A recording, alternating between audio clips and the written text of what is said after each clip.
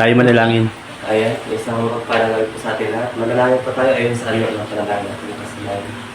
Dakilang Diyos, Ikaw po na makapangyarihan sa lahat. Amang banal sa gabing ito, dahil ka Panginoong Jesus ang abang lingkod. Ang mga puso, Panginoon, ay nagkakaisa. Malapit, Panginoon, si Jesus. Sa iyong banal na harapan, Panginoon. Nagpapasalamat Yes, Lord. sa iyong patuloy na kabutihan sa buhay ng bata sa amin, Panginoon. Amen. Salamat sa buhay, iyong patuloy na pinagkakatuwala sa amin. Sa trabaho, Panginoon, na mayroon kami, Panginoon, sa taong ito.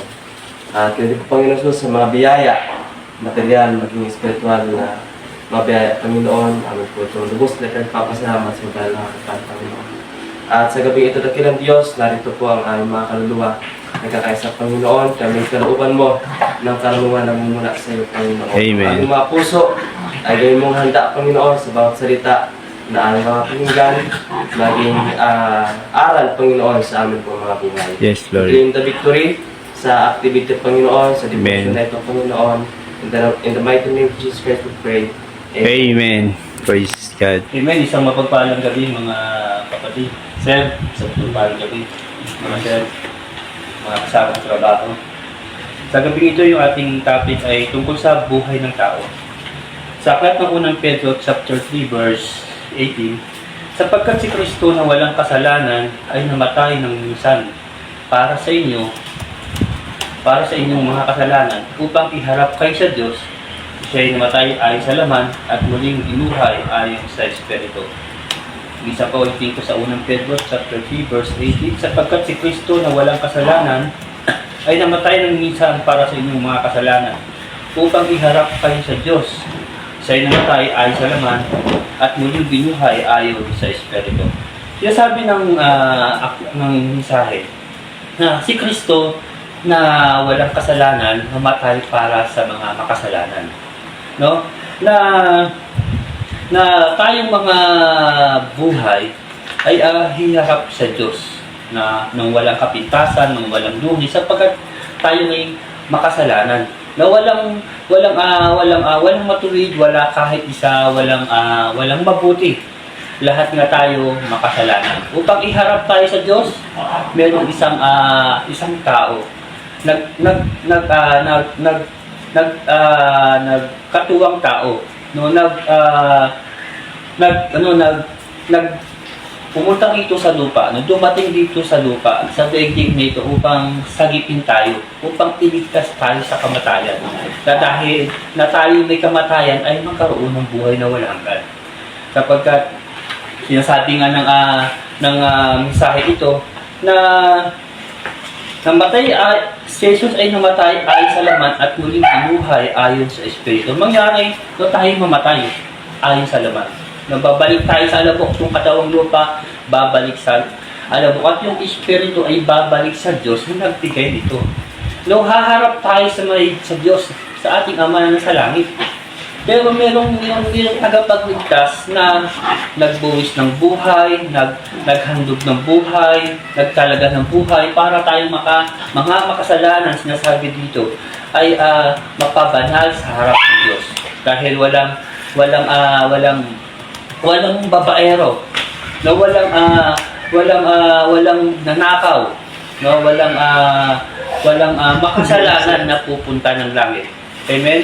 Dahil mayroong tagapagligtas, tayo mga kasalanan, iharap sa Diyos, sapagkat ang Diyos ay banal, ang Ama ay banal, ang anak din ay banal. Amen? Tayo ibinibilang na anak ng Diyos, no, sa pamagitan ni Kristo. No? Tawagin tayo ng Ama, tatawagin tayo ng Diyos Ama na anak. Kung tayo, no, ay makikipag-isa kay Kristo, no, magbibilang tayong anak ng Diyos at magiging tagapagmana ng Diyos kasamang tagapagmana ng anak ng ating Panginoong Jesus.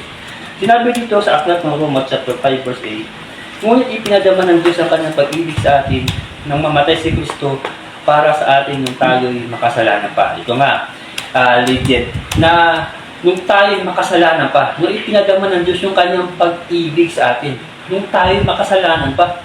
Amen? Tayo'y iniligtas ng Diyos, no? Through Jesus, sa pamamagitan ng ating Panginoong Jesus, amen, ay tayo ay nagkaroon ng pag-asa. No, binigyan tayo ng pag-asa. Binigyan tayo ng pagkakataon, binigyan tayo ng opportunity upang tayo mga makasalanan. Amen. Ipinadama ng Diyos ang kanyang pag-ibig sa atin nang mamatay si Kristo para sa atin nung tayo makasalanan pa. No? Sa pamamagitan ng ating pananampalataya sa ating Panginoong Hesus. Sa pamamagitan ng ating pagmamahal sa ating Panginoong Hesus. Sa pamamagitan ng ating pakikipag-isa kay Kristo Hesus. No, tayo'y pinapaging banal ng Diyos. Amen? Gaya ng mga propeta noon, gaya ng mga apostol noon, sila, makasalanan din sila. Ngunit, dahil sa ating pakikipag-isa, pagmamahal, sa ating pananampalataya, buong puso, buong lakas, ito ipapakita natin sa Panginoon, ipapadama natin sa Panginoon. Amen. No, tayo ay magiging banal, tayo magiging matuwid sa paningin ng Diyos, gaya ni Abraham na tinawag na matuwid, gaya ni Noe na tinawag na matuwid, gaya ni Jose na tinawag na matuwid dahil sa kanilang pagmamahal, dahil sa kanilang pananampalataya, dahil sa kanilang pakikipag-isa sa Diyos. Amen? Sa awit 10, chapter 10, verse 4, ang sabi ng makasamang tao, Diyos ay walang pakialam. Sabi nila, walang Diyos dahil sa kanilang kahambungan. Sa awit chapter 10, verse 4, ang sabi ng makasamang tao, ang Diyos ay walang pakialam. Sabi nila, walang Diyos dahil sa kanilang kahambungan. Amen? Ito yung sabi ng makasamang tao, na wala daw pakialam ng Diyos. No, sinabi nila na walang Diyos. Amen? Hindi tayo gaya ng mga mahasamang tao ito na sinasabi nila na walang pakialam ng Diyos. Na walang Diyos. Amen? Nakita natin yung kapangyarihan ng Diyos, langit at lupa. Amen? Yung mga bagay dito, yung mga bagay sa lupa. Amen? Ay ang pinagmulan, amen, ay ang Diyos. No? Na bago nilalang ang tao, bago niya nilikha ang tao. Amen. No, yung mga pangangailangan muna natin. Yung mga gamit, yung mga kasangkapan, muna natin yung nilikha na, yung nilang na. Amen? Kaya nga, sabi ng masamang tao ito, no, walang pakialam Diyos. Amen? Kung ang Diyos ay walang pakialam, mga kapatid. Amen. Amen. Tayong nabubuhay sa daigdig nito, wala anumang karunungan na meron tayo, anumang kaalaman na meron tayo, anumang bagay sa mundong ito ay galing sa Diyos. Amen? Ay galing sa may kapal na nilalang niya, nilikha niya para tayo ay maging masaya, maging magaan yung buhay, para tayo ay maging mabuti yung buhay. Noong nilalang nilikha ng Diyos ang mga ito, amen, para sa kanyang mga nilikha. Na inakala ng mga masamang tao na walang pakialam ang Diyos, na walang Diyos.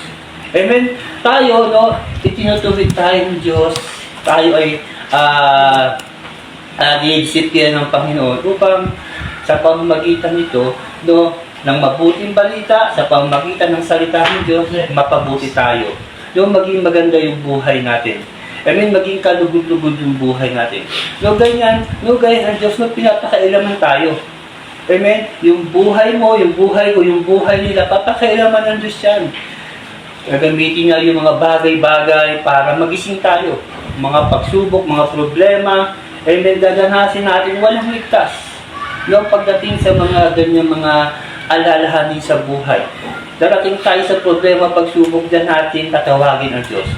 Diyan natin makikilala yung kapangyarihan ng Diyos na siya ay manggagamot, na siya ay tagapagligtas, na siya ay nagbibigay, na siya ay tumutulong. Amen? Na siya yung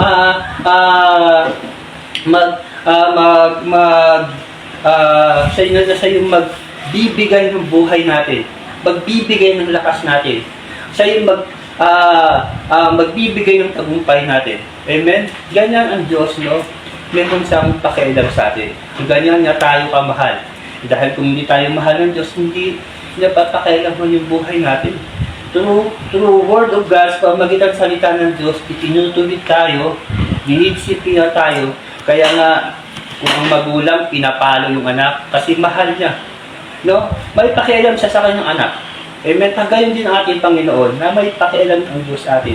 Pinapalo na tayo, dinisiplina tayo sa pamamagitan ng mga problema, mga pagsubok, anumang hamon sa buhay. Ganyan tayo ginigising ng Panginoon.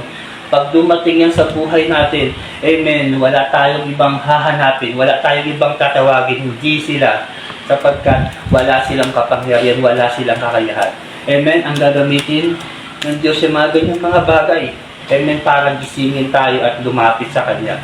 Amen. Lahat tayo sa daigdig ito, amen, ay kasangkapan at kagamitan lamang ng Panginoon. Sino-sino gagamitin? Amen. Para ma-provide, maibigay ng Diyos yung lahat ng pangangailangan natin dito sa daigdig. Amen. Na walang ibang tutulong. Amen. Kundi ang Diyos na lumikha at lumalang ng lahat ng bagay. Ganon ang Diyos sa atin. Meron siyang pakailam sa atin. Kaya ang Diyos, meron tayong Diyos. Huwag nating tularin yung mga masasamang tao. Sa aklat ng John 3:16, sapagkat gayon na lamang ang pag-ibig ng Diyos sa sangkatauhan, ibinigay niya ang kanyang bugtong na anak, ang isang anak upang ang sinumang sumampalataya sa kanya ay di mapahamak kundi magkaroon ng buhay na walang hanggan. So, ganun yung pag-ibig ng Panginoon. Ibinigay ng kanyang bugtong na anak upang sino mang sumampalataya sa kanya di mapahamak at pagkalooban ng buhay na walang hanggan. Sabi niya kanina na tayo'y babalik sa alabok, mamamatay tayo at yung espiritu ay babalik sa Diyos. Amen? Haharap tayo sa Panginoon. Amen? Haharap tayo sa Diyos. Maigi at mabuti sinasabi dito na sino mang sumampalataya sa Kanya ay di mapahamak kundi magkaroon ng buhay na walang hanggan. Amen? Lahat ng tao, amen, ay kailangan sumampalataya sa Panginoon. Walang exempted. Anumang sekta ka, anumang religious groups ka, anumang pinaniniwalaan mo, amen, lahat, walang exempted, lahat kailangan sumampalataya upang magkaroon ng buhay na walang. Sapagkat sinasabi nga ng Biblia na ang pag-ibig ng Diyos ay walang kapantay, walang katulad. Ang pag-ibig ng Diyos ay walang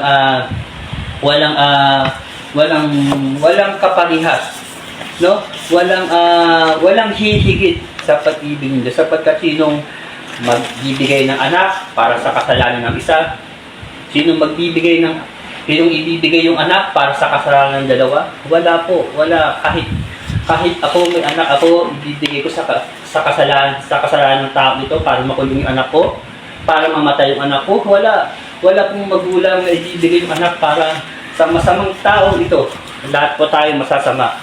No? Ibinigay na ang kanyang bugtong na anak para tayong maligtas, magkaroon ng buhay na walang hanggan at di mapahamak. Ito nga binanggit sa Roma 6:23, sapagkat kamatayan ang kabayaran ng kasalanan, ngunit ang walang bayad na kaloob ng Diyos ay buhay na walang hanggan sa pamamagitan ni Kristo Jesus na ating Panginoon. Sa pamamagitan ni Kristo Jesus na ating Panginoon. Amen. No? Kamatayan ang kabayaran ng kasalanan. Kaya nga, tayo, makasalanan tayo.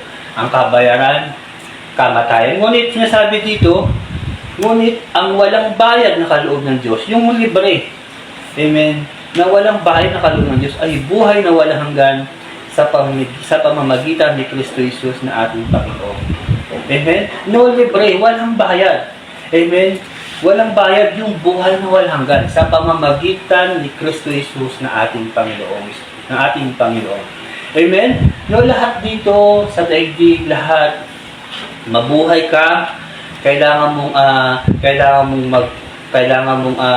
magbanat ng buto. Biblically naman, sinasabi na ako ng Genesis, pagkain mo, pagod-pawis, pagkain mo, kukuhain. No? Pagod-pawis, pangangailangan mo, kukuhain.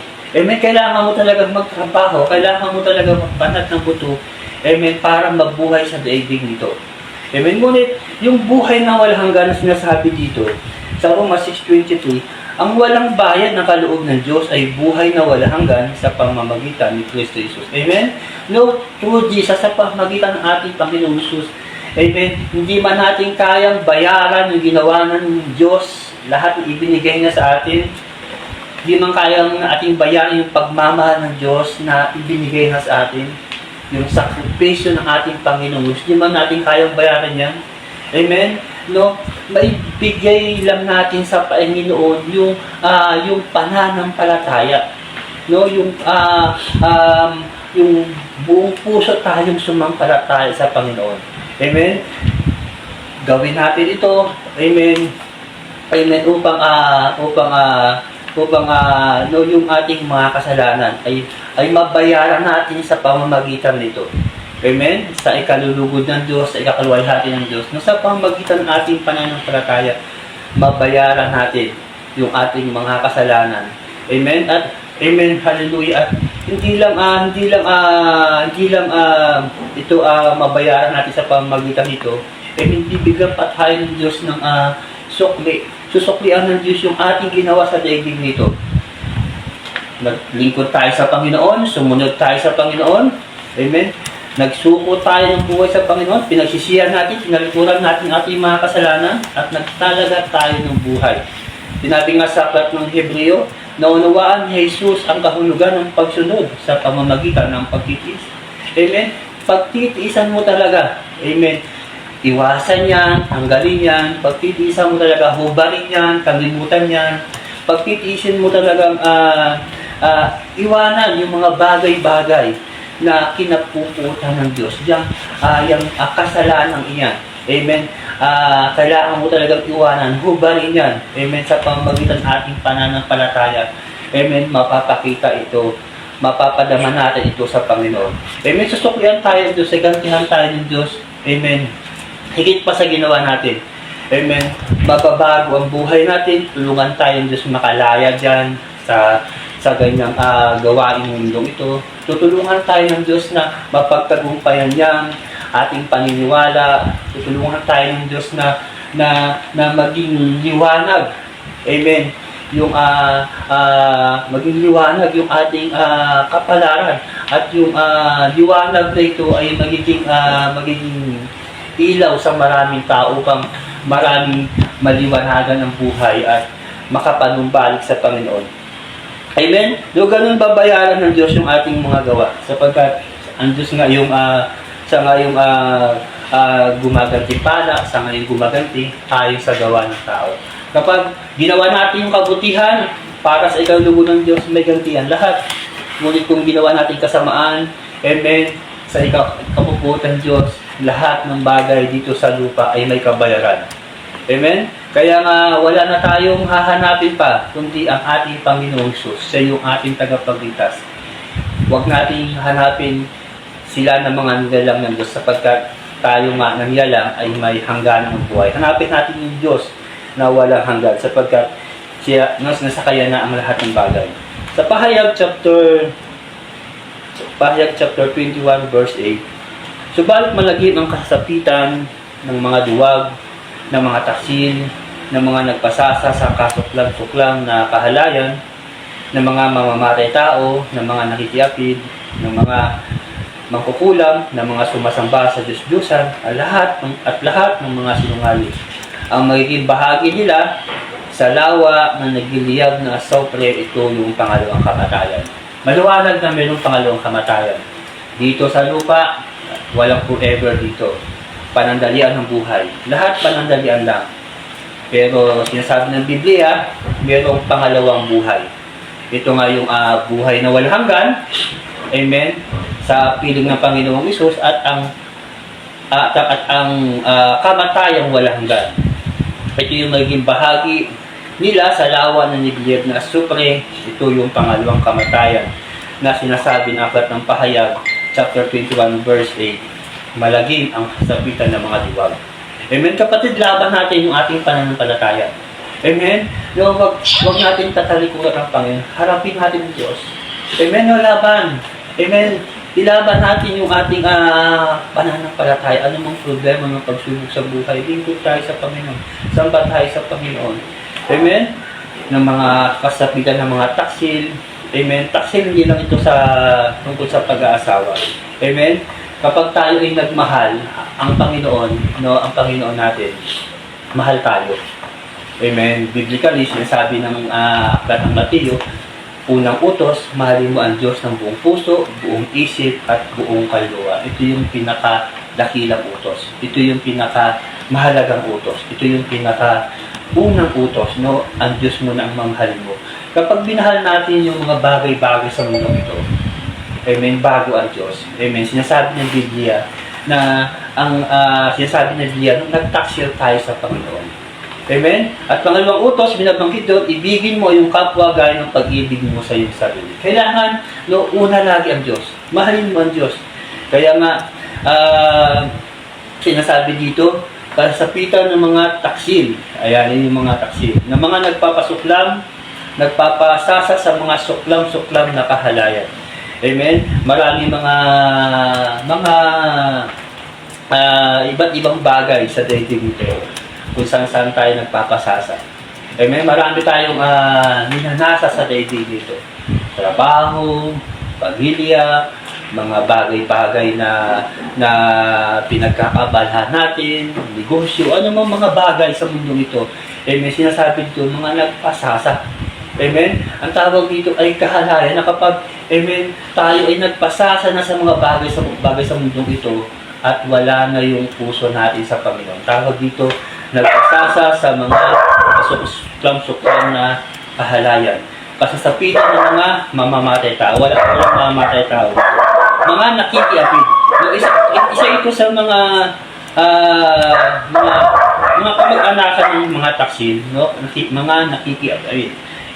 Din tungkol dito sa babae, kapag tayo ay tumitingin sa babae na may mahalin na paglanasa, nakikiapid tayo. Amen? No, ganyan din yung babae, kapag yung babae ay tumitingin sa lalaki na mayroong mahalin na paglanasa, nakikiapid ang tawag doon.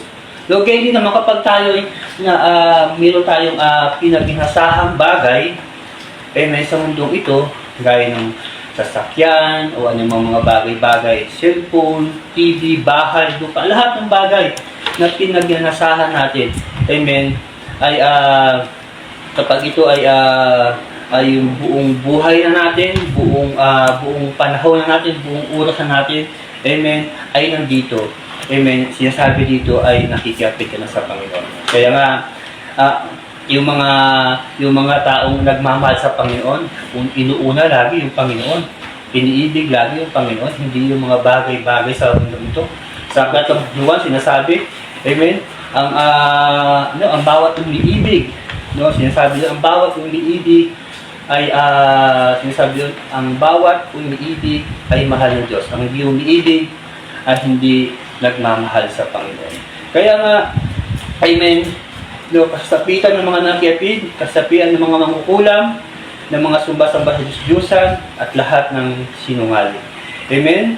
Kasapitan ng mga sinungaling, ito yung mga taong pagpidyo ng di nararapat, yung pagkukunwari ng di nararapat, yung mga sinasabi ng mga taong ito yung mga mambubuli, no? Mahilig magbuli.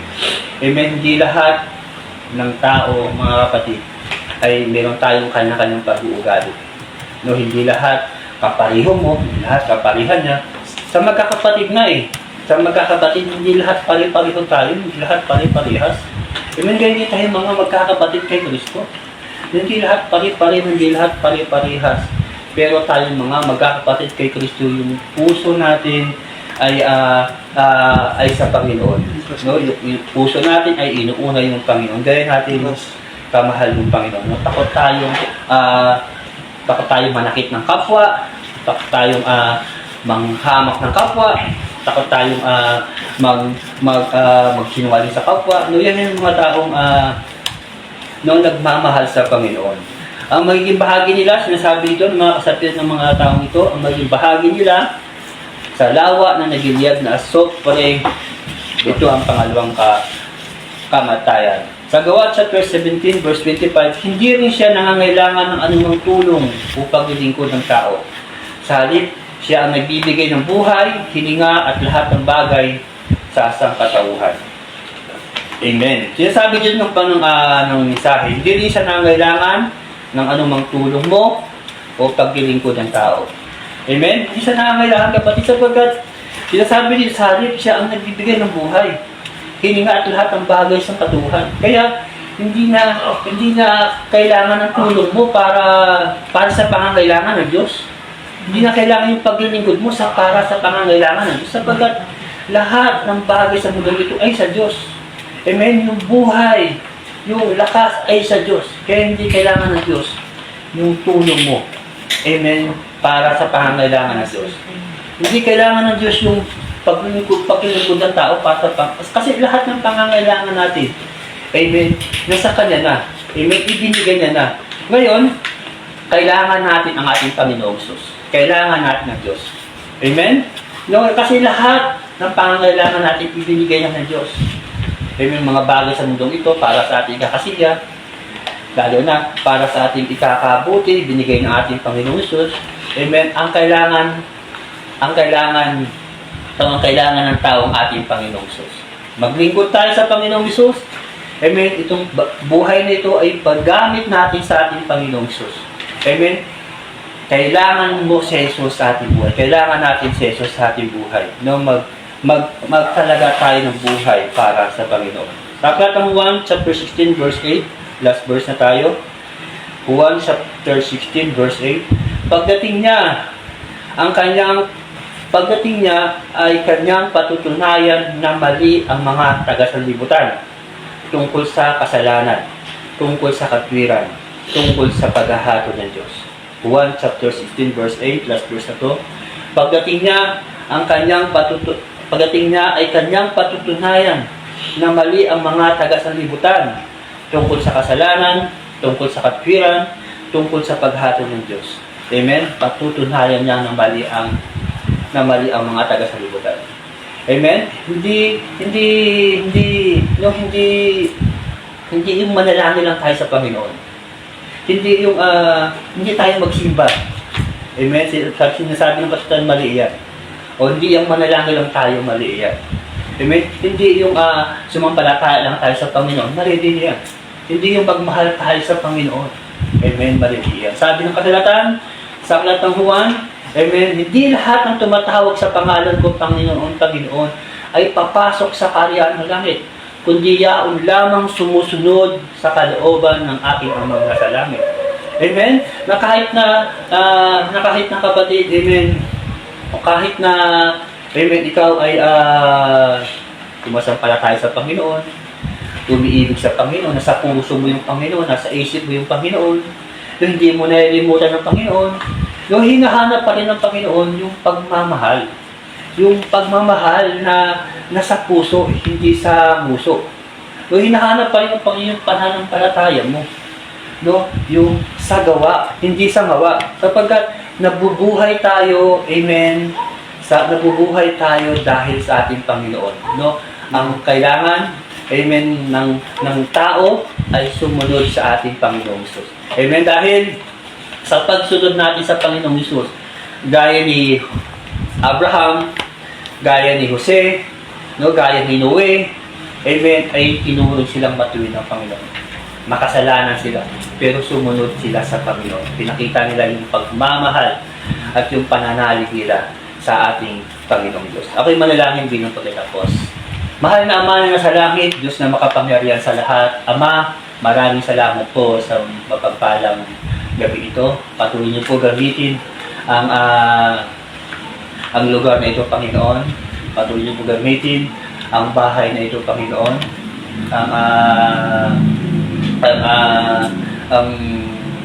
Ang lugar na ito, patuloy niyo gamitin salita mo. Ang mabuting balita ay patuloy na magbigay sa kanila, Panginoon, ng kaalaman, karunungan. Mamuhay sila, Panginoon, ayon sa iyong kaparaanan, ayon sa iyong kalooban. Lord, patuloy niyo silang samahan, patuloy niyo kami samahan, Panginoon, na itong buhay, Panginoon, ay maging malakas upang magawa nila, Panginoon, yung mga bagay-bagay, Panginoon, panlangit, Panginoon, at maiwasan yung mga bagay panlupa. O God, maraming salamat, Panginoon. Patuloy po rin kami samahan sa lugar na ito. Anumang gawa ng kaaway, anumang sumpa ng kaaway, anumang balak sa sanas, Lord, sa mga anak niyo, Panginoon. Sila, Panginoon, nakikinig sila Panginoon nagbigay ng oras, panahon, o Diyos, para makapakinig po ng mabuting balita. Samahan niyo po sila Panginoon, kapayapaan pagaliin niyo sa kanilang buhay, sa isip at puso nila, makapamuhay sila ng payapa sa kakaluhat, ikarangal po ng inyong pangalan. Maraming salamat Panginoon, maging Lord, yung aming mga mahal sa buhay, patuloy namin nilapit sa inyo, samahan niyo po sila, gabayan, subaybayan, sa anumang mga nilalang, masamang nilalang sa daigdig dito, ilayo, iwas niyo po yung aming mga mahal sa buhay, at patuloy niyo kami bigyan lakas sa lugar na ito, ay magamit itong buhay. At Panginoon, maging yung mga opisyal namin, Panginoon, sa lugar na ito, Panginoon, ay patuloy yung samahan, bigyan mo kayo kaalaman, upang kami mga manggagawa, Panginoon, ay madisiplina, maituwid, maitama. Salamat sa buhay nila, Panginoon, na gumagabay, sumusubaybay sa amin. Ganyan din po sila ayon po sa kanilang mga ginawa. Ganyan din po sila ayon po sa kanilang puso, Panginoon.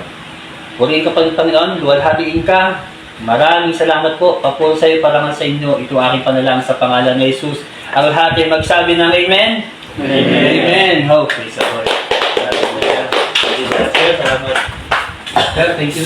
Salamat sa buhay. Sir, salamat. Thank you. Thank you. Salamat. Kami, sir. Sige. Salamat din.